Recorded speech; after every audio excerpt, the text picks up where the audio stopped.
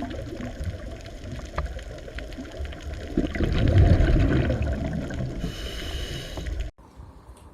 આપણે રુધિરની વાત કરતા હતા અને રુધિરમાંથી આપણે રુધિર રસ અને રક્તકણો બે જોઈ ગયા. હવે આજે રુધિરના બાકીના બે ઘટકો જોઈ લઈએ, શ્વેતકણો અને રુધિર કણિકાઓ. પહેલા વાત કરીએ શ્વેતકણોની.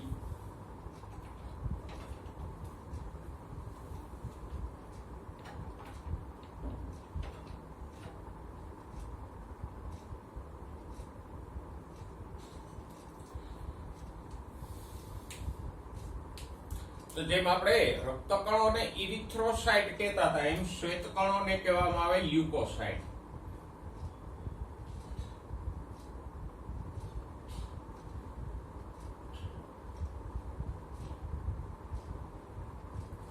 અથવા એનું બીજું નામ વધારે પ્રચલિત છે WBC.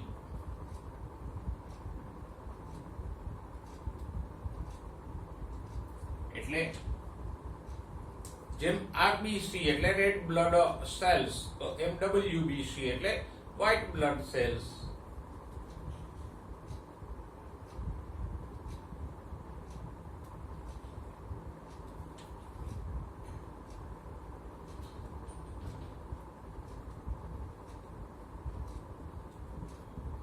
અથવા તો વ્હાઇટ બ્લડ કોર્પ્યુસ્કલ્સ પણ કહેવાય. કોર્પ્યુસ્કલ્સ એટલે કણો.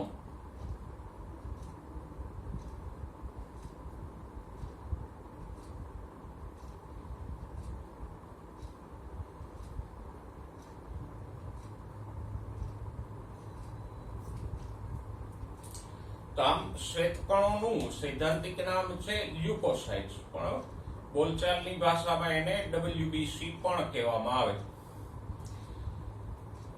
હવે આ શ્વેતકણોની રચના કેવી છે? તો કે શ્વેતકણો કોષ કેન્દ્રયુક્ત હોય.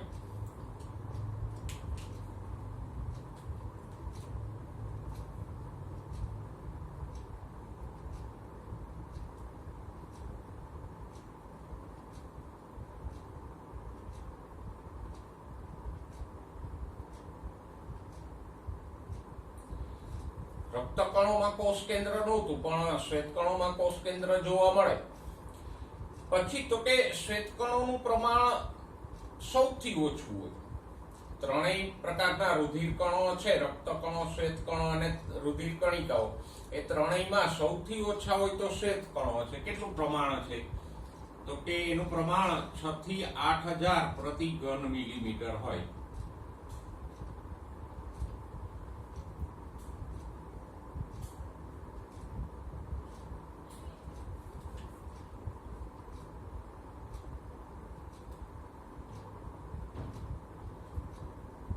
એક ઘન મિલીમીટર રુધિરમાં 6 થી 8000 હોય. ઓકે. પણ આ સંખ્યા પણ સ્થિર ના હોય. વ્યક્તિની તંદુરસ્તી આધારિત વધઘટ હોય. કોઈ બીમારી હોય, વાયરલ ઇન્ફેક્શન થાય તો શ્વેતકણોનું પ્રમાણ વધે પણ ખરું. તો આ શ્વેતકણોનું પ્રમાણ બીમારીઓમાં કે તંદુરસ્તીમાં ફેરફાર થાય તો બદલાય પણ ખરું. આયુષ્યની વાત કરીએ તો એ અલ્પજીવી છે.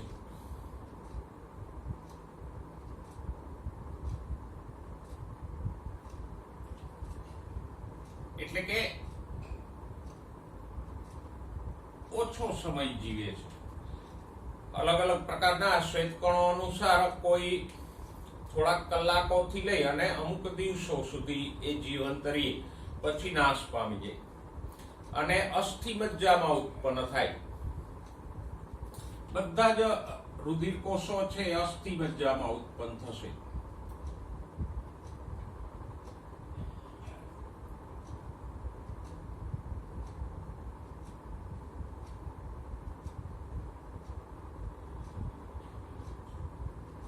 અસ્થિમજ્જા એટલે આપણે ભણી ગયા કે હાડકાની વચ્ચેનો જે નરમ ભાગ હોય એને અસ્થિમજ્જા કહીએ. મજ્જા છે એ નરમ પદાર્થ સૂચવે. ક્યાંય પણ મજ્જા એવો શબ્દ આવે મીન્સ નરમ ભાગ હોય એને આપણે મજ્જા કહીએ. પણ ધ્યાન રાખજો, મજ્જા છે, મજા નથી.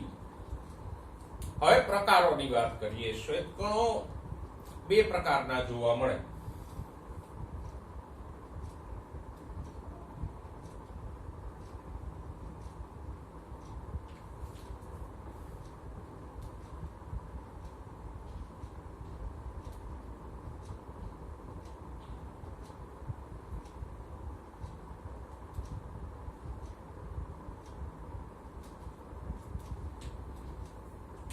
એક પ્રકાર છે કણિકામયી શ્વેતકણો.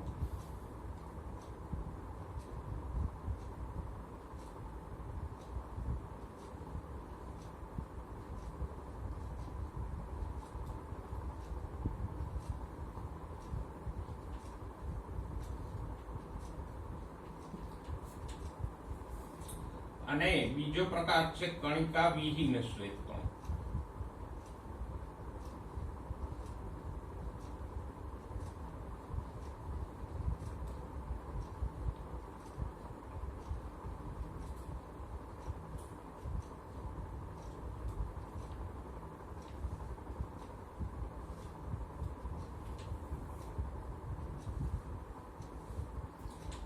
કણિકામયી શ્વેતકણો આપણે કોને કહીએ તો કે એવા શ્વેતકણો કે જેને આપણે માઇક્રોસ્કોપમાં જોઈએ તો એના કોષરસમાં આપણને કણિકાઓ જોવા મળે. એક શ્વેતકણ છે તો આ એનું કોષ કેન્દ્ર છે. સપોઝ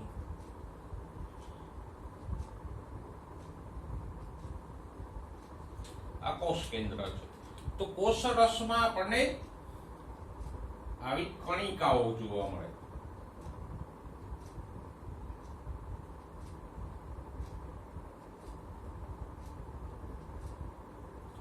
તો જે શ્વેતકણોના કોષરસમાં આમ કણિકાઓ જોવા મળે એને કણિકામયી શ્વેતકણો કહેવાય.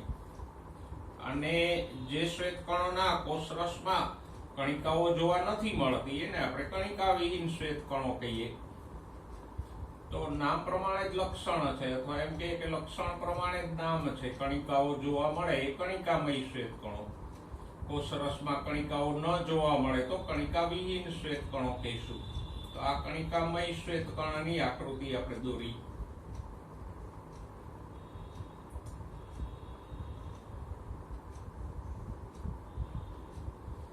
આમ અને જો આવી કણિકાઓ ન જોવા મળે તો કણિકા વિહીન શ્વેતકણો કહીશું.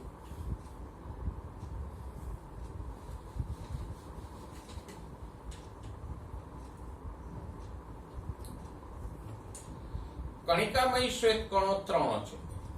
તટસ્થ કણો, ઇયોસિનોફિલ્સ અને બેઝોફિલ્સ. કણિકા વિહીન શ્વેતકણો 2 છે.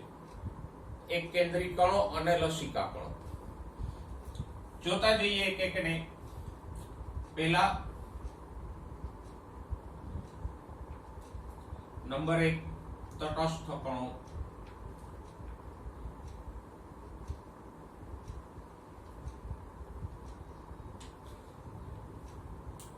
એને આપણે તટસ્થ કણો એટલે કહીએ કે એક રાસાયણિક રીતે તટસ્થ છે. નથી એસિડિક નથી બેઝિક.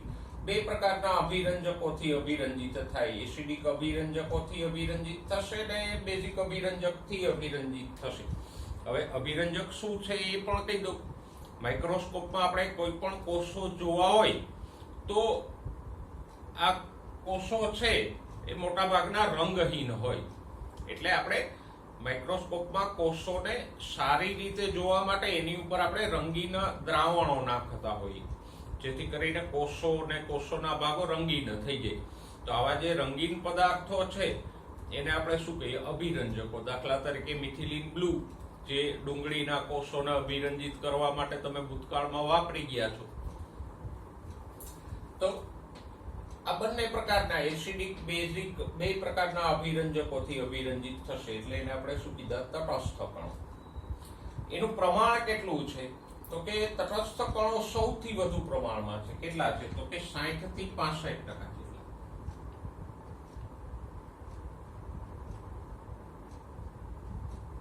બધા શ્વેત કણોમાં સૌથી વધુ પ્રમાણમાં હોય તો તટસ્થ કણો છે.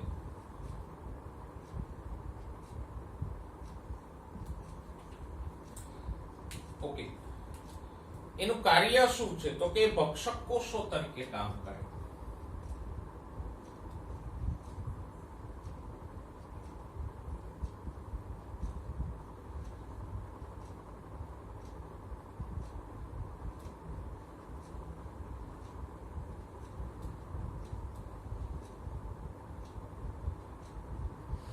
ભક્ષક કોષો એટલે ભક્ષણ એટલે ખાઈ જવું. તો આ કોષો કેમ કામ કરે? તો કે દાખલા તરીકે આ કોઈ બેક્ટેરિયા છે કે કોઈ પણ રોગકારક હાનિકારક પદાર્થ હોય અને આ ભક્ષક કોષ છે, તો એ શું કરશે? તો કે આમ અમીબાની જેમ ખોટો પગ લંબાવી અને આ બેક્ટેરિયા કે કોઈ પણ કણ હોય એને આમ પોતાની અંદર લઈ લે અને અંદર લઈ અને એનું વિઘટન કરી નાખે. તો આમ એક રીતે કહીએ તો કોષ છે બેક્ટેરિયાને ખાઈ ગયો ને, ભક્ષણ કરી ગયો. તો આવી રીતે જે રોગકારકોનો નાશ કરે એને શું કહીશું? ભક્ષક કોષો.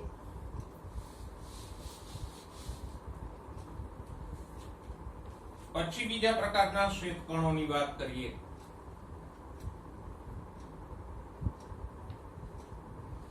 એ છે ઇયોસિનોફિલ્સ.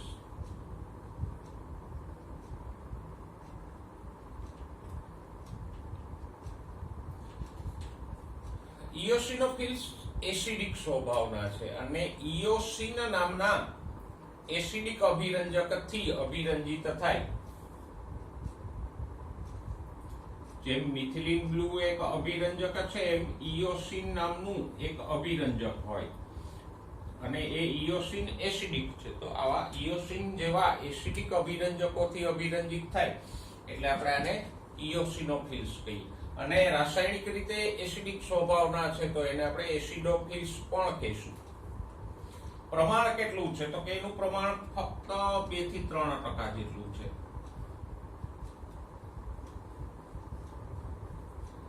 અને એ કાર્ય શું કરે ઇયોસિનોફિલ્સ? તો કે ચેપથી રક્ષણ આપે અને એલર્જીની પ્રક્રિયાઓમાં સંકળાયેલા છે.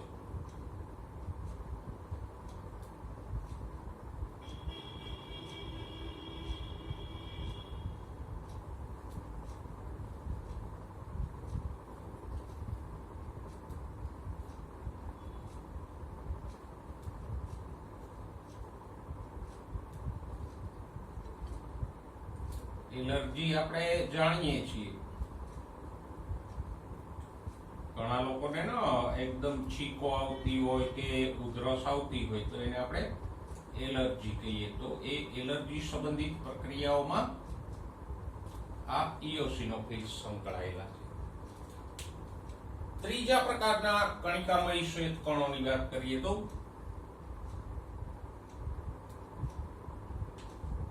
એ છે બેઝોફિલ્સ.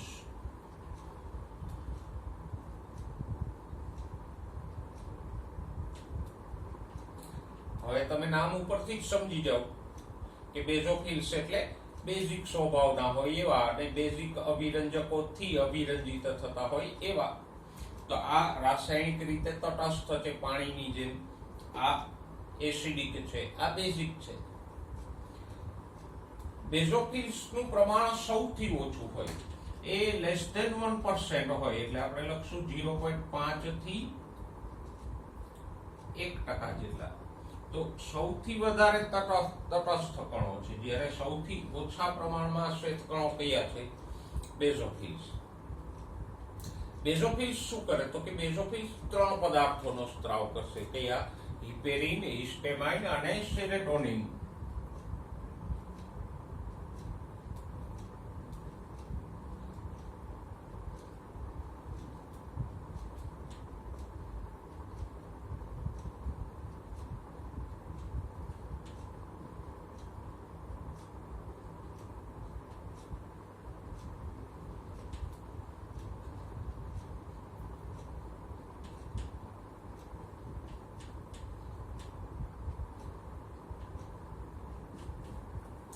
એમાંથી હિપેરિન છે એ રુધિરને ગંઠાતું અટકાવે, જ્યારે હિસ્ટેમાઇન, સેરોટોનિન એલર્જીક પ્રક્રિયાઓ અને રોગ પ્રતિકારકતા સાથે સંકળાયેલા છે.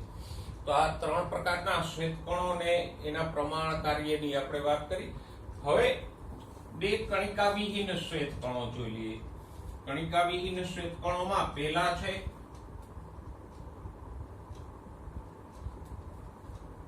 એક કેન્દ્રી કણો, મોનોસાઇટ.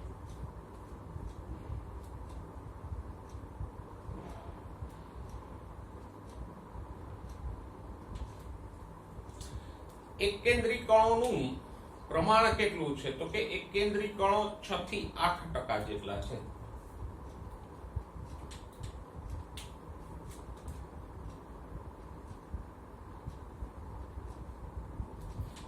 અને કાર્ય તો કે પણ તટસ્થ કણોની જેમ જ ભક્ષક કોષો તરીકે કાર્ય કરે.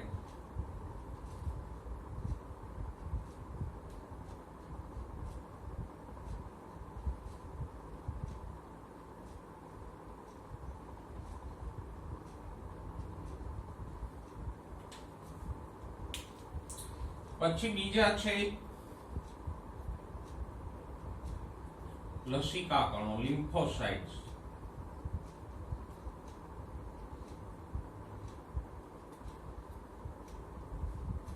પણ લિમ્ફોસાઇટ્સ બે પ્રકારના હોય.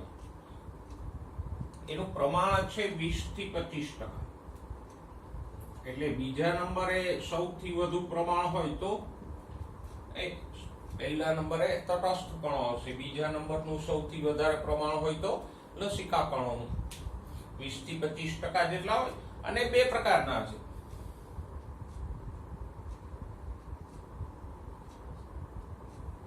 લસિકા કણોના પાછા બે પેટા પ્રકારો પડે.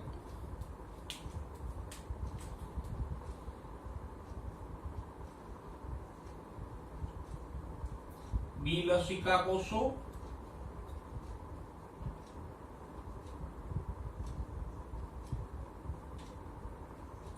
અને બીજો પ્રકાર છે ટી લસિકા કોષો.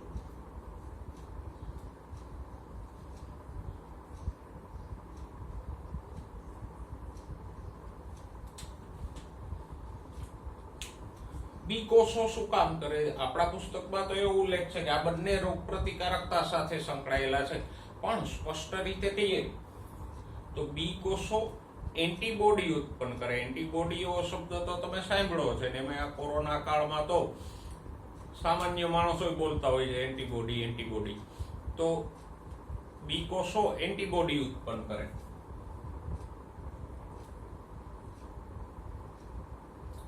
અને પછી આ એન્ટીબોડી રોગકારકો સામે લડે.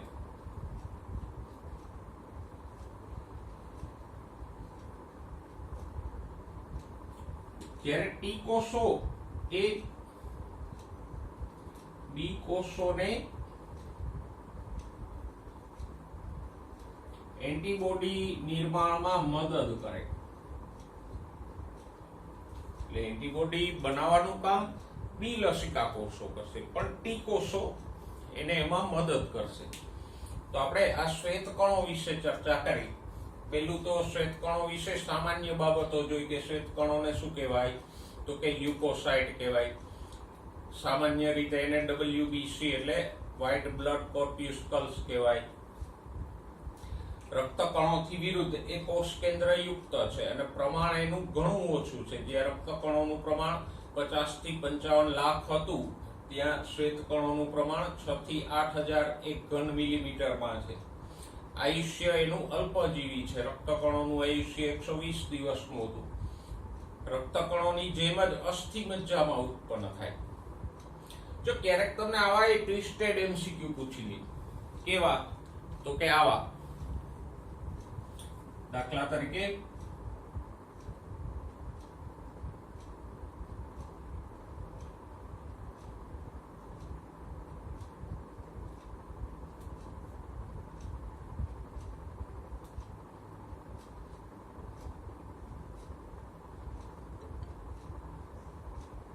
RBC અને WBC કઈ બાબતમાં સામ્યતા ધરાવે છે?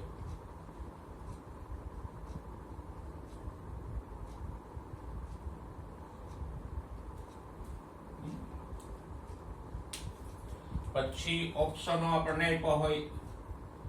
ઓપ્શન એ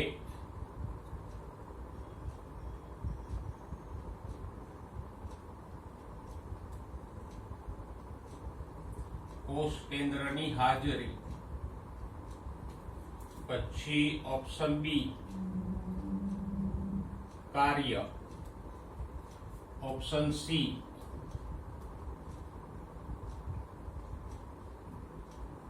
ઉત્પત્તિ સ્થાન. અને ઓપ્શન ડી આપેલ તમામ.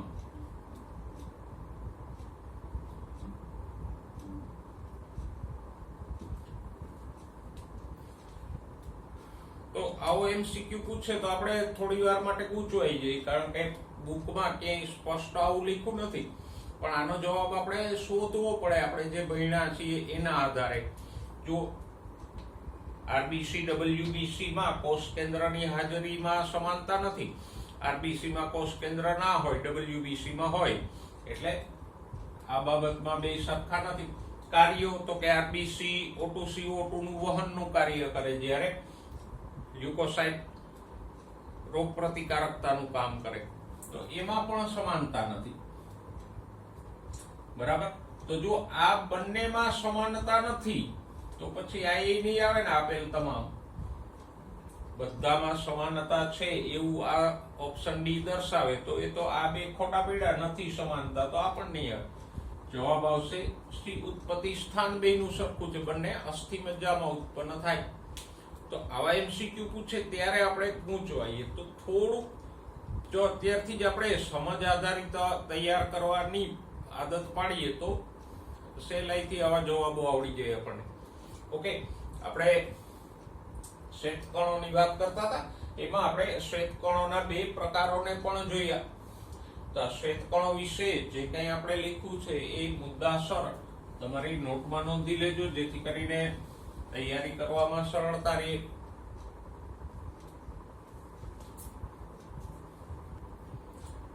હવે ત્રીજા પ્રકારના રુધિર કણો જોઈએ, એ છે રુધિર કણિકાઓ.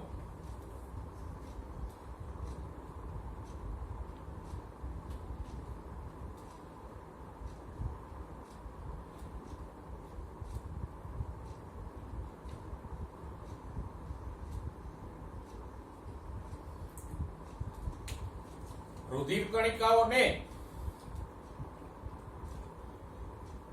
થ્રોમ્બોસાઇટ પણ કહેવામાં આવે, કારણ કે એ થ્રોમ્બિન નામના પદાર્થનો સ્ત્રાવ કરે. તો થ્રોમ્બિન ઉપરથી એને થ્રોમ્બોસાઇટ પણ કહેવાય.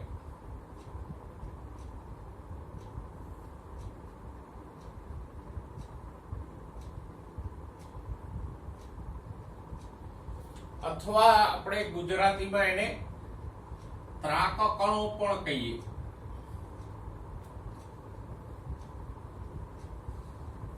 ત્રાક કણો એટલા માટે કે ત્રાક આકારના હોય. આમ ત્રાક આકાર એટલે આવી રીતે કંઈક આમ બે છેડેથી સાંકડા અને વચ્ચેથી પહોળા હોય, એટલે એને આપણે ત્રાક કણો પણ કહીએ, અથવા રુધિર કણિકાઓ કહીએ, અથવા તો એને પ્લેટલેટ્સ પણ કહેવાય.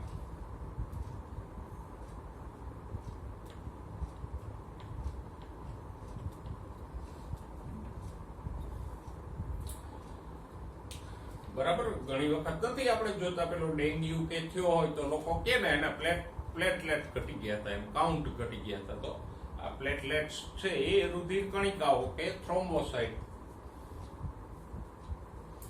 જોતા જોઈએ એના લક્ષણો, તો કે આ સૌથી નાના કદના છે.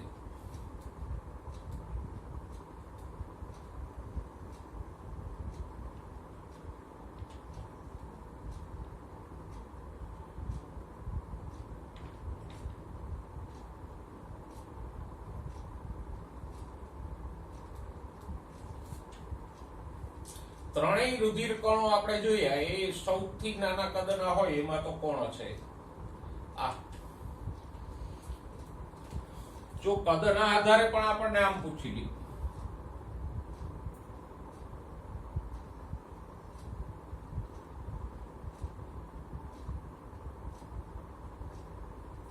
રુધિર કણોના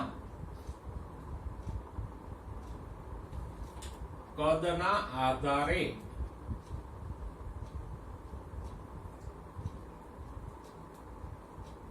ઉતરતો ક્રમ પસંદ કરો.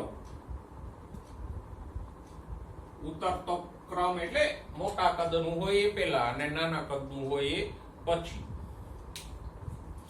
તો ઓપ્શનોમાં આપણને અલગ અલગ રીતે પૂછી લે. દાખલા તરીકે ઓપ્શન એ છે તો એમાં આમ લખવું હોય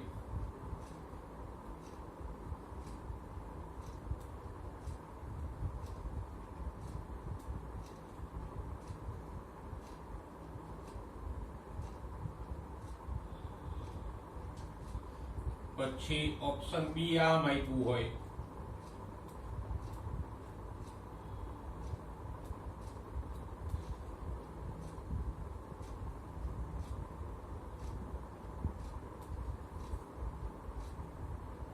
ઓપ્શન સી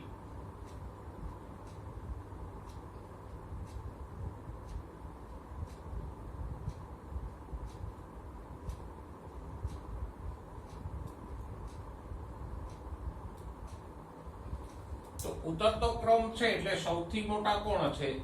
શ્વેત કણો, એનાથી નાના રક્ત કણો અને સૌથી નાના કોણ છે? પ્લેટલેટ્સ. તો આ જવાબ સાચો થશે. બરાબર. તો આમ તમને જે કઈ પુસ્તકમાં હોય એના આધારે જ પૂછ્યું હોય, પણ થોડુંક ફેરવીને પૂછ્યું હોય, એટલે આમ જવાબ આપણને પુસ્તકમાંથી જ મળી રહે, પણ થોડુંક વિચારવું પડે, સમજવું પડે. તો અત્યારથી જ સમજવાની ને આવા થોડાક એમસીક્યુ સોલ્વ કરવાની ટેવ પાડજો. ઉત્પત્તિ ક્યાં થાય? તો કે ત્યાં જ અસ્થિ મજ્જામાં.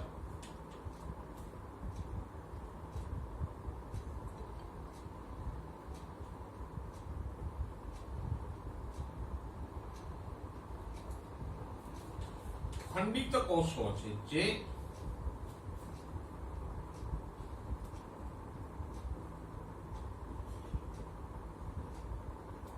અસ્થિ મજ્જાના મેગાસ્કેરિયોસાઇટ, આને યાદ રાખજો, કયા કોષોમાંથી ઉત્પન્ન થાય છે? મેગાસ્કેરિયોસાઇટ.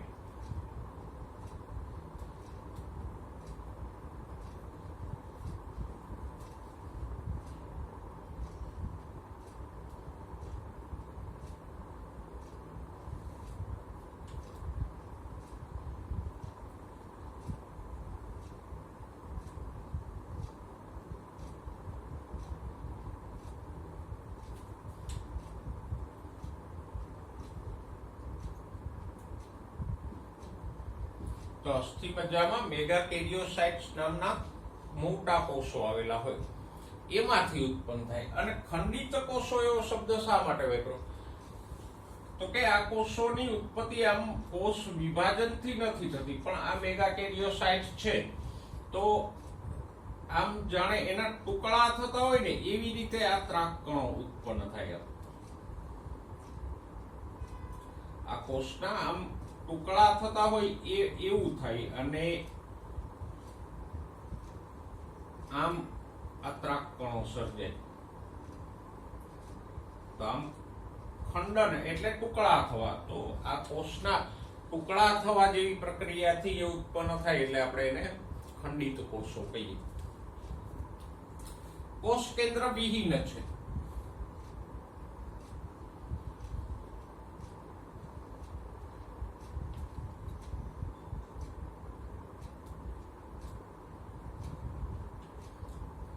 પ્રમાણ કેટલું છે?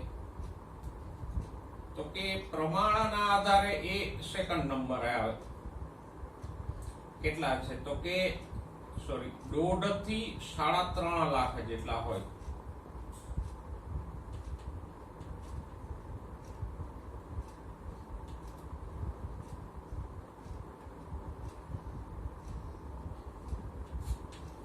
બરાબર.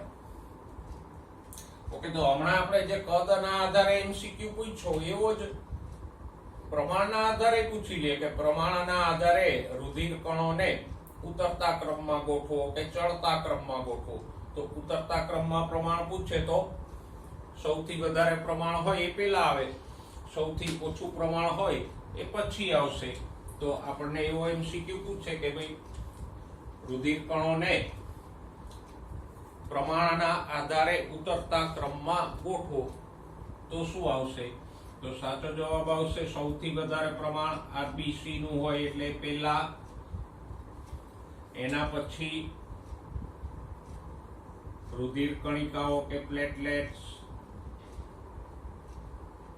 બીજા નંબરે, અને સૌથી ઓછા હોય ડબલ્યુબીસી.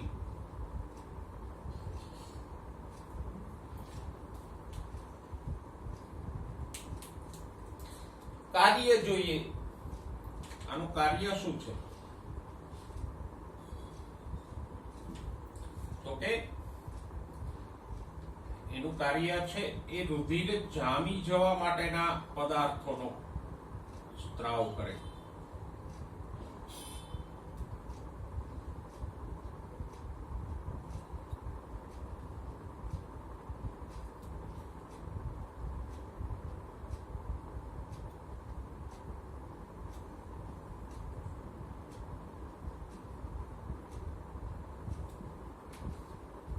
આપણે જાણીએ છીએ, આપણને ઈજા થઈ હોય તો ત્યાંથી થોડીક વારમાં રુધિર જામી જાય ને એટલે લોહી વહેતું બંધ થઈ જાય.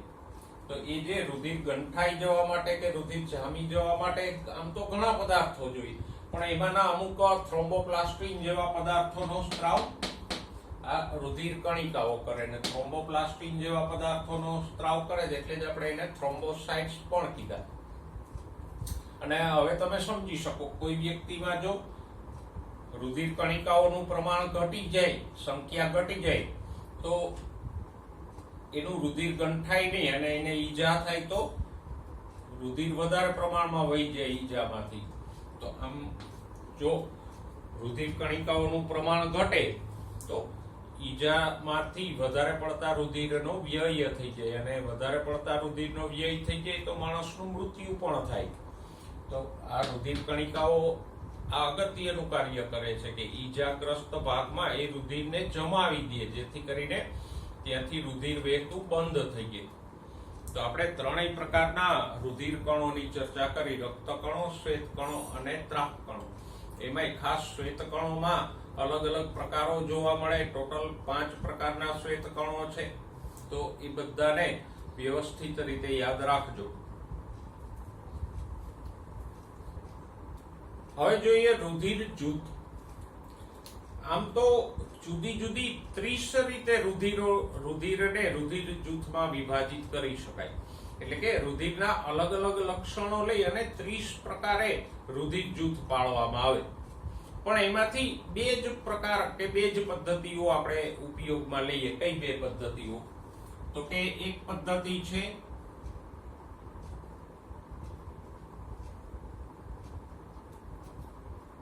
ABO જૂથ અને બીજી પદ્ધતિ છે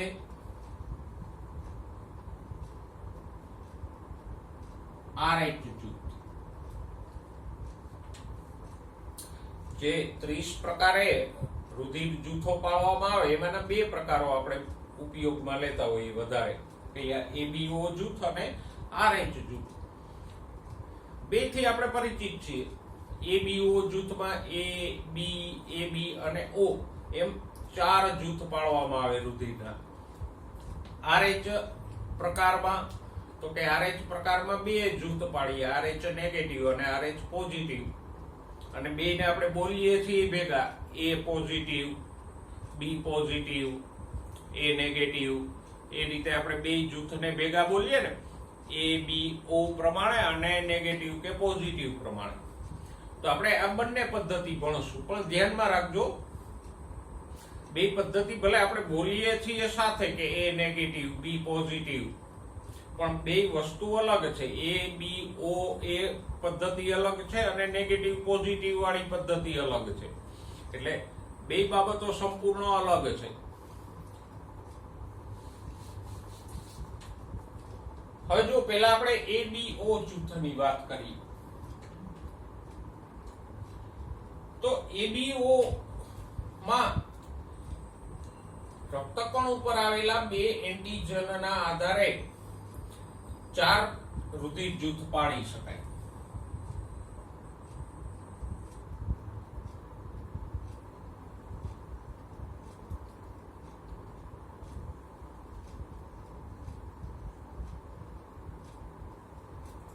ABO પદ્ધતિમાં રક્તકણોની સપાટી પર આવેલ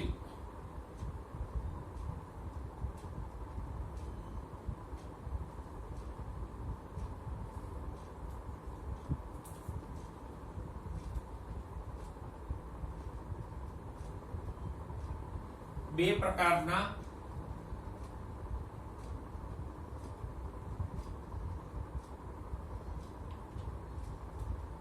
એન્ટિજન્સની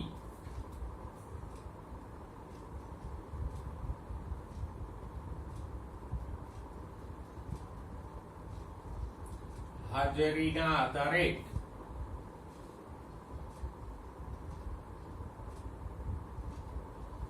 રુધિરને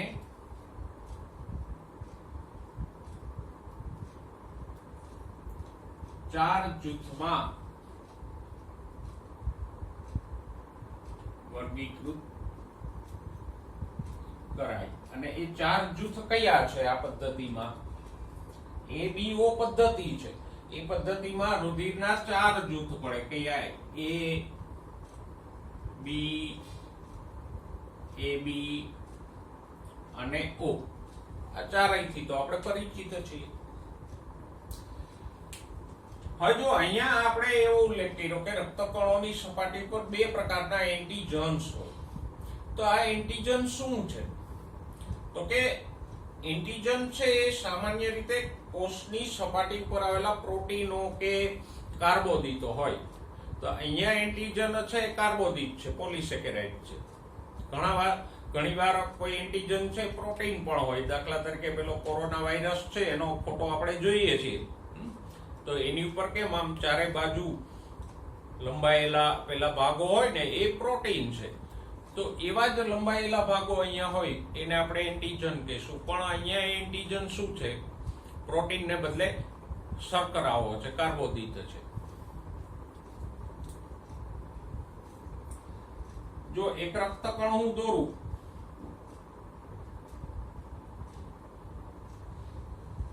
આ રક્તકણ છે. તો રક્તકણ ઉપર એન્ટીજન આવેલા હોય. દાખલા તરીકે આ ભાગ છે એન્ટીજન છે.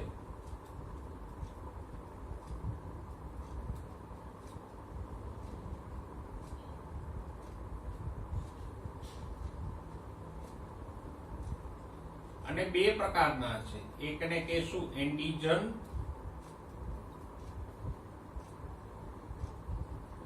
A. બરાબર. તો ઘણા લોકોના રક્તકણ ઉપર એન્ટીજન A આવેલો હોય.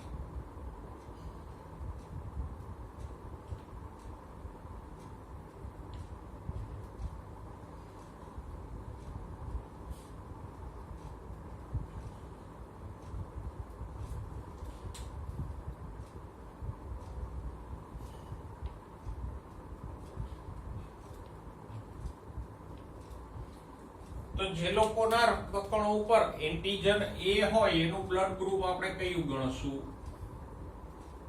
A. જો એકદમ સીધું સિમ્પલ છે. જેના રક્તકણો ઉપર એન્ટીજન A હોય એ બ્લડ ગ્રુપ આપણે કયું ગણશું? A group. ઘણા લોકો એવાય છે કે જેના રક્તકણો ઉપર કોઈ એન્ટીજન B છે.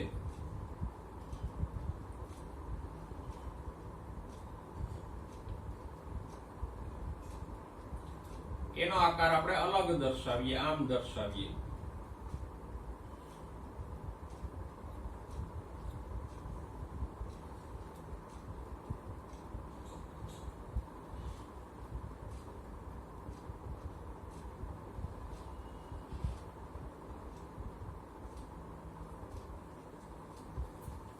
બરાબર. આપણે કીધું ને બે પ્રકારના એન્ટીજન્સ છે. તો A અને B બે પ્રકારના એન્ટીજન થયા. તો જે લોકોના રક્તકણો પર એન્ટીજન A હોય એને આપણે A ગ્રુપ કીધું. જે વ્યક્તિના રક્તકણો ઉપર એન્ટીજન B હોય એનું બ્લડ ગ્રુપ આપણે કયું ગણશું? B. આ એક વાત યાદ રાખજો, એક વ્યક્તિના બધા રક્તકણોમાં એન્ટીજન સરખા જ હોય. એવું ન હોય કે અમુક રક્તકણ, એક જ માણસના અમુક રક્તકણોમાં એન્ટીજન A હોય ને અમુકમાં B હોય, એવું ના હોય. એન્ટીજન તો સરખા જ હોય બધા રક્તકણોમાં અને એ લાઈફ ટાઈમ સરખા જ રહે. એટલે જે વ્યક્તિના બધા રક્તકણો ઉપર એન્ટીજન A હોય એનું ગ્રુપ A થયું. જેના રક્તકણો ઉપર એન્ટીજન B હોય એનું બ્લડ ગ્રુપ B થયું. અમુક અરકપદોળા એવા હોય કે જે બે પ્રકારના એન્ટીજન રાખતા હોય.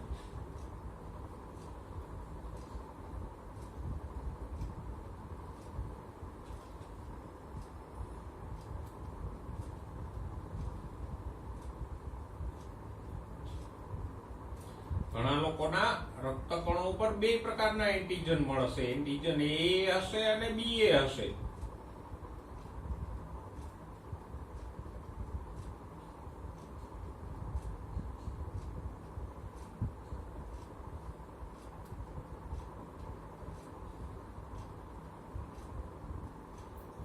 તો એ સિમ્પલ છે. જો એન્ટીજન એ હતો તો આપણે એ ગ્રુપ કીધું, એન્ટીજન બી હતો તો બી ગ્રુપ કીધું. એન્ટીજન એ ને બી બંને હોય તો ગ્રુપ કયું થાય? એ બી.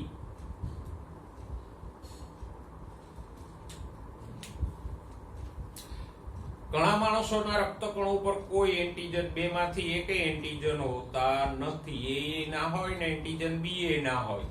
એના રક્તકણો ઉપર બે માંથી એકેય એન્ટીજન ના હોય.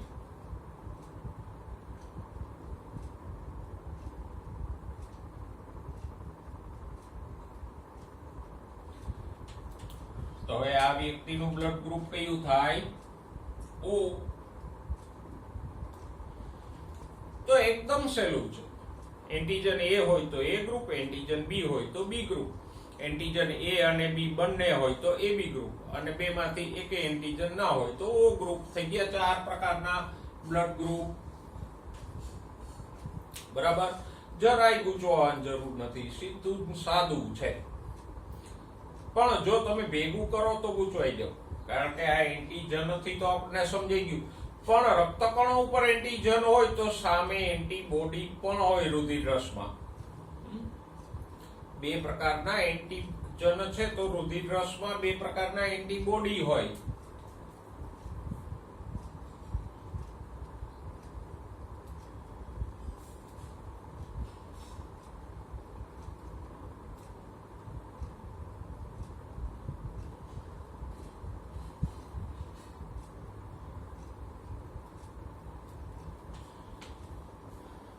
બરાબર? પણ પેલા તમને આ એન્ટીબોડીઓ શબ્દ તો આપણે સાંભળ્યો છે, પણ અહીંયા જે એન્ટીબોડી છે એના વિશે સમજાવી દઉં કે એન્ટીજન અને એન્ટીબોડીનો સંબંધ શું છે. દાખલા તરીકે જુઓ, આ એક વ્યક્તિના રક્તકણો છે, ધારો કે એ ગ્રુપ વાળા વ્યક્તિના રક્તકણો છે. આમ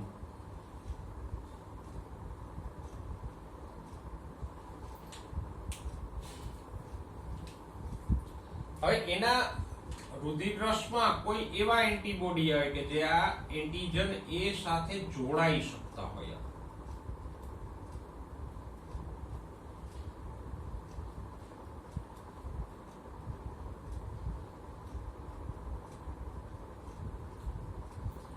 જો એક મોટો જરા એન્ટીબોડી દોરીએ તો આવું દેખાય. એન્ટીબોડીમાં 4 પ્રોટીનની શૃંખલા હોય.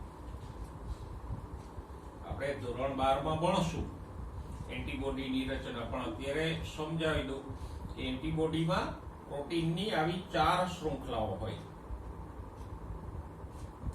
જો આ બે વાય શેપની મોટી છે અને આ એક અને આ બે નાની છે, અને આ જે પોઈન્ટ છે એના દ્વારા એન્ટીબોડી એન્ટીજન સાથે જોડાય. પણ એન્ટીબોડી એન્ટીજન અને તાળા ચાવી જેવો સંબંધ છે કે એક ચાવી છે ચોક્કસ તાળામાં જ લાગે. એમ આ એન્ટીબોડી છે ચોક્કસ એન્ટીજન સાથે જોડાઈ શકે, બીજા કોઈ એન્ટીજન સાથે ન જોડાઈ શકે. તો એન્ટીબોડી બે હશે, અમુક એન્ટીબોડી એન્ટીજન એ સાથે જોડાશે, અમુક એન્ટીબોડી એન્ટીજન બી સાથે જોડાઈ શકશે. પણ એક જ એન્ટીબોડી બે એન્ટીજન સાથે નહીં જોડાઈ શકે. એટલે એન્ટીજન બે છે તો રુધિર રસમાં એન્ટીબોડી બે હોય. હવે જો એન્ટીબોડી અને એન્ટીજન જોડાય તો શું થાય? તો કે તો આમ થાય. આપણે થોડીક આકૃતિ દોરીએ.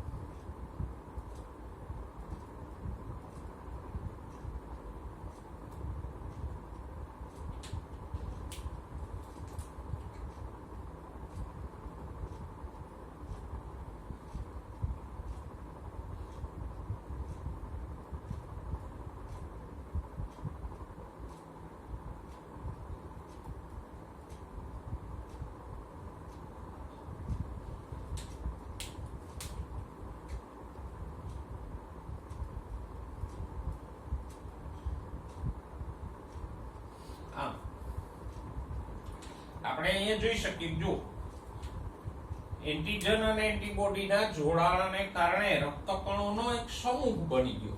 હજી આ મોટો થાય, આપણે તો થોડાક જ રક્તકણો દોર્યા છે, તો આમ એન્ટીબોડી એન્ટીજન જોડાવાથી રક્તકણોનો એક સમૂહ અને કે ગાંઠ બની જાય, અને પછી આવી ગાંઠો છે નાની રુધિરવાહિનીઓમાં ફસાઈ જાય, માણસનું મૃત્યુ થાય.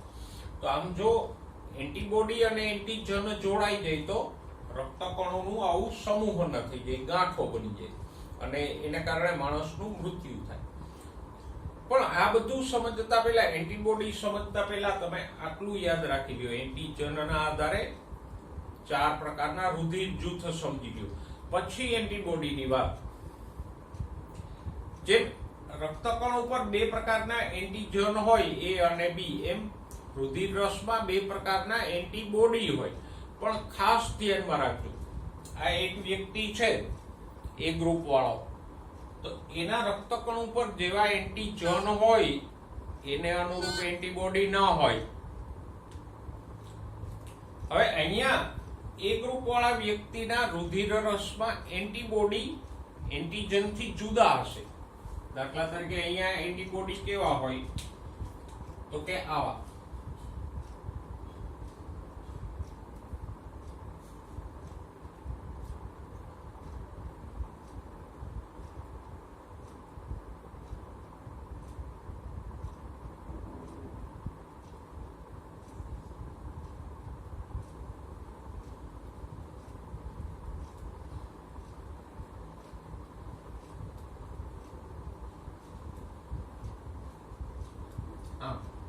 જો આનું જોડાણ સ્થાન છે એને ધ્યાનથી જુઓ, એ આની સાથે મેચ નથી થતું, આની સાથે થાય છે, એન્ટીજન બી સાથે.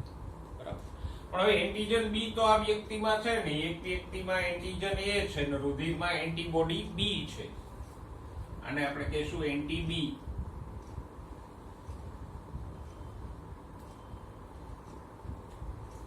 બરાબર. તો બી ગ્રુપ વાળી વ્યક્તિમાં રક્તકણ ઉપર એન્ટીજન બી છે, તો રુધિર રસમાં એન્ટીબોડી એનાથી વિરુદ્ધ પ્રકારના હોય.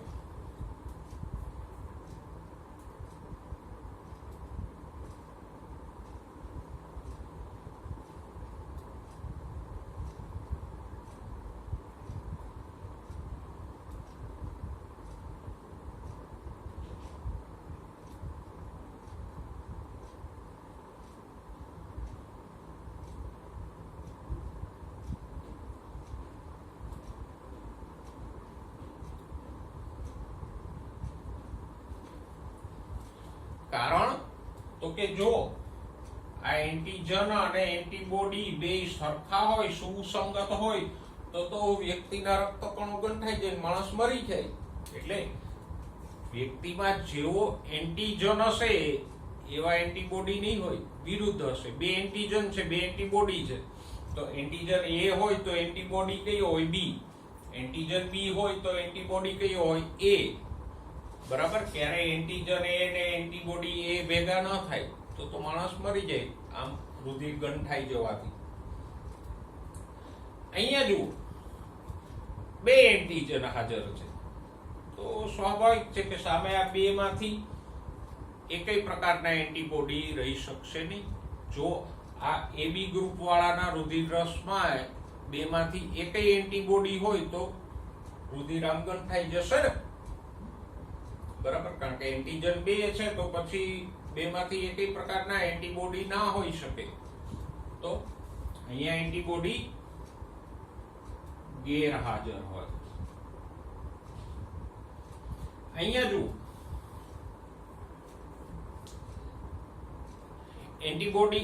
એન્ટીજન છે જ નહીં, તો પછી 2 પ્રકારના એન્ટીબોડી એના રુધિર રસમાં રહેશે, કોઈ વાંધો નહીં આવે.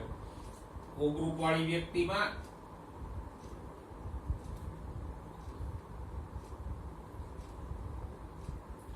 એન્ટીબોડી એ પણ હશે અને એન્ટીબોડી બી પણ હશે.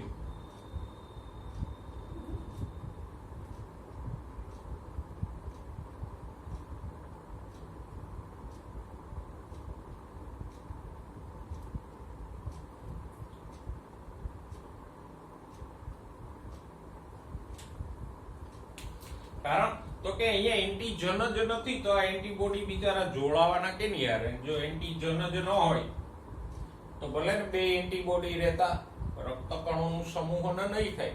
આપણે તો એ ધ્યાનમાં રાખવાનું છે કે રક્તકણનો એન્ટીજન અને રુધિરરસનો એન્ટીબોડી બે મેચ ન થવા જોઈએ. જો મેચ થાય તો રુધિર ગંઠાઈ જાય. એટલે જો આમાં ક્યાંય મેચ નથી થતા. એ ગ્રુપ લ્યો, બ્લડ ગ્રુપ એ લ્યો તો એન્ટીજન એ છે, રુધિરરસમાં એન્ટીબોડી બી છે, તો આ બે જોડાઈ નહીં શકે. બ્લડ ગ્રુપ બી લ્યો તો રક્તકણ ઉપર એન્ટીજન બી છે, સામે રુધિરરસમાં એન્ટીબોડી એ છે, તો આ એન્ટીબોડી ને આ એન્ટીજન બે જોડાઈ નથી શકતા. એ બી ગ્રુપ લ્યો તો રક્તકણ ઉપર બે એન્ટીજન છે પણ સામે એકેય એન્ટીબોડી નથી, તો જોડાવાનો કોઈ પ્રશ્ન નહીં આવે. ઓ ગ્રુપ લ્યો, રક્તકણ ઉપર એકેય એન્ટીજન નથી, તો અહીંયા ભલે ને બે પ્રકારના એન્ટીબોડી છે પણ એન્ટીજન નથી, તો એન્ટીબોડી જોડાશે કેની સાથે? તો આમાં કોઈ સમૂહન થશે નહીં. બરાબર? તો આ રીતે રક્તકણ ઉપર બે પ્રકારના એન્ટીજન હોઈ શકે, એ અને બી. સામે રુધિરરસમાં એન્ટીબોડી હોઈ શકે, એ અથવા બી. પણ રક્તકણ અને રુધિરરસ, રક્તકણના એન્ટીજન અને રુધિરરસના એન્ટીબોડી કેવા હોય? તો કે રક્તકણ ઉપર જેવો એન્ટીજન હોય એના એન્ટીબોડી રુધિરરસમાં ના હોય. બરાબર? તો આ બે વસ્તુના આધારે આપણે એન્ટીજન અને એન્ટીબોડીના આધારે આપણે આ રુધિર જૂથોને સમજ્યા. ચાર પ્રકારના રુધિર જૂથ થયા, એ બી, એબી અને ઓ. બરાબર? હવે આ એન્ટીજન એન્ટીબોડીના આધારે જ આપણે અમુક વ્યક્તિને અમુકનું રુધિર આપી શકીએ, અમુકનું રુધિર ન આપી શકીએ. બરાબર? જો રુધિરાધાન એટલે કે રુધિરની આપલે કે સંક્રમણ, ટ્રાન્સમિશન એટલે કે રુધિર આપતી લેતી વખતે કોઈ પણ રુધિર ન આપી શકે, ગમે એ વ્યક્તિને ગમે એનું રુધિર આપી દો એવું ન થાય. બરાબર? તો રુધિરાદાન કે રુધિરની આપલે કાળજીપૂર્વક કરવામાં આવે. એમાં દાતાના રુધિરને પહેલા તો ગ્રાહીના રુધિર સાથે મેળવવામાં આવે, અને જો એ ગંઠાઈ ન જતું હોય તો જ પછી એવા દાતાનું રુધિર ગ્રાહીને આપવામાં આવે. હવે જો રુધિર ગંઠાઈ શું કામે જાય? તો ફોર એક્ઝામ્પલ આપણે અહીંયા એ ગ્રુપ છે એને દાતા તરીકે લઈએ અને બી ગ્રુપ વાળો વ્યક્તિ છે એને ગ્રાહી તરીકે લઈએ. તો જો આપણે એ ગ્રુપનું રુધિર બી ગ્રુપને આપીએ તો શું થાય? તો કે બી માં એન્ટીબોડી કયા છે? જો બી ગ્રુપ વાળા વ્યક્તિમાં આવા એન્ટીબોડી છે ને,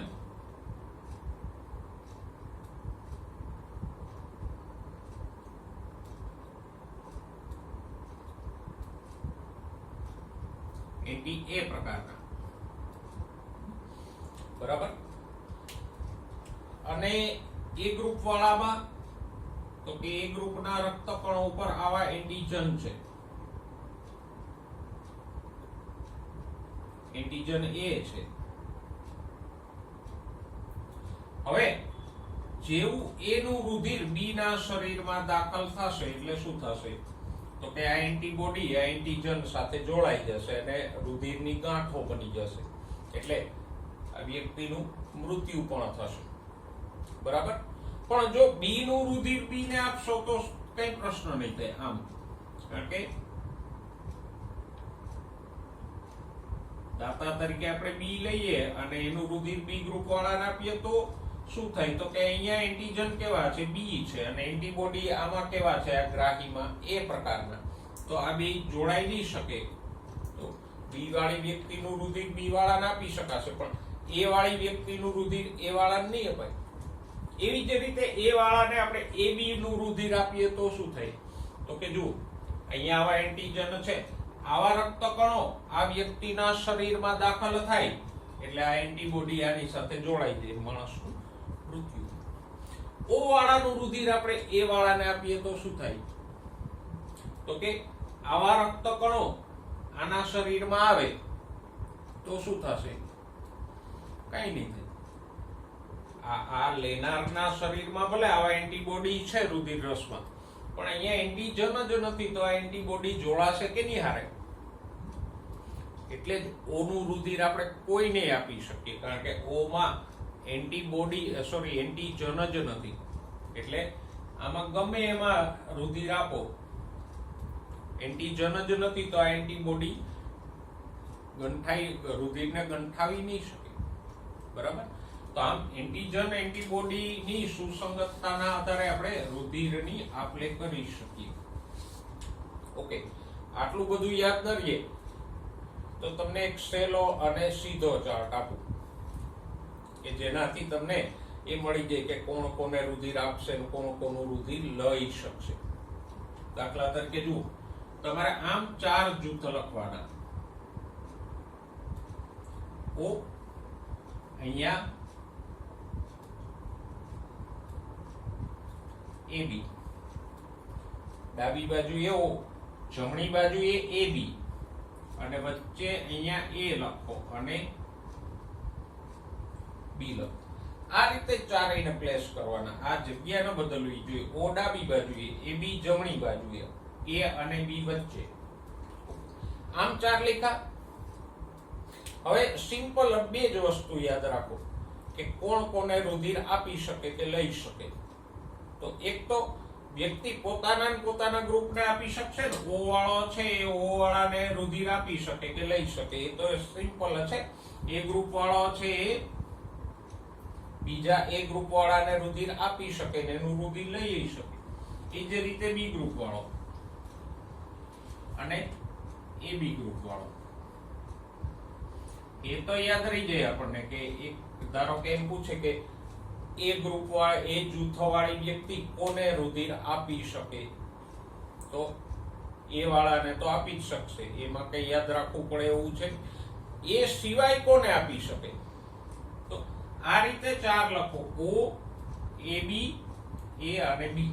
અને પછી ડાબેથી જમણે જાઓ. આની ડાબી બાજુ કોણ છે? O ની. તો કે ત્રણેય A, B ને AB. તો O વાળો કોને આપી શકશે? એની ડાબી સાઈડ છે બધાને આપી શકશે. બરાબર? એ વાળો કોને આપી શકે? તો A ની ડાબી બાજુ કોણ છે? AB. B વાળો કોને આપી શકે? તો કે ડાબી બાજુ એ હોય એને આપી શકે. આ બાજુ વાળા ન આપી શકે. અહીંથી આમ આપી શકે. તો કોઈ પણ MCQ પૂછે રુધિર દાન સ્વરૂપે કે કોણ કોને રુધિર આપી શકે, કોણ કોને રુધિર લઈ શકે, તો આ એક સિમ્પલ સરળ ચાર્ટ થી તમે ફટાફટ શોધી શકો. કોષ્ટકમાં જે આપ્યું છે ગોખવાની જરૂર ન રહી. સૈદ્ધાંતિક રીતે તો આમ થાય એન્ટીજન એન્ટીબોડી મેચ કરીને, પણ એ થોડું લાંબુ પડે. આમ 4 જૂથને આ પ્રમાણે ગોઠવી. આ બાજુ O, આ બાજુ AB અને ડાબેથી જમણે આપવાનું. ડાબી બાજુ વાળો જમણી બાજુ વાળાને આપે. દાખલા તરીકે જુઓ, એક ગ્રુપ વાળો વ્યક્તિ કોનું રુધિર લઈ શકે? એ જૂથ વાળો વ્યક્તિ કોનું રુધિર લઈ શકે? તો સિમ્પલ છે. એ વાળો એનું તો લઈ શકશે, બીજા કોનું લઈ શકે? તો કે ઓનું. બરાબર? તો આ સહેલાઈથી તમે કરી શકો. બીજી વાત અહીંયા જુઓ, O વાળી વ્યક્તિ છે બધાને રુધિર આપી શકે, અને આપી શકે એનું કારણ શું? તો કે O ના રક્તકણો ઉપર કોઈ એન્ટીજન છે જ નહીં, એટલે કોઈને O નું રુધિર આપશો. જુઓ, આપી શકે છે. A વાળાને આપે છે, B વાળાને આપે, AB વાળાને આપે છે. O ગ્રુપ વાળી વ્યક્તિ બધાને રુધિર આપી શકે. માટે O ને આપણે કેવું કહીશું? સર્વદાતા.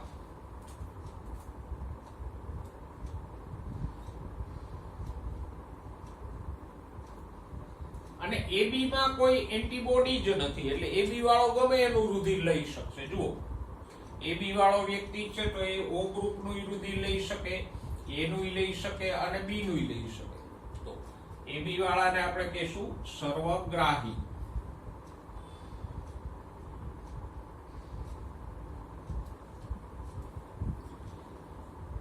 બરાબર. તો આપણે રુધિર જૂથની બે પદ્ધતિ પૈકીની એક પદ્ધતિ ABO જૂથવાળી પદ્ધતિની વાત કરી અને થોડુંક ડિટેલમાં મેં એટલે ચર્ચા કરી કે ધોરણ 12 ના 5મા ચેપ્ટરમાં પાછું આવશે ABO જૂથ અને એના જનીનિક આધારો કે કયા જનીનોને કારણે A ગ્રુપ થાય, કોને કારણે B ગ્રુપ થાય. તો ધોરણ 11 અને 12 બેયમાં આપણને આ બ્લડ ગ્રુપ આપ્યા છે એટલે આપણે થોડીક વિસ્તારથી એના વિશે ચર્ચા કરી. નેક્સ્ટ ટાઈમ આપણે RH રુધિર જૂથ જોઈશું.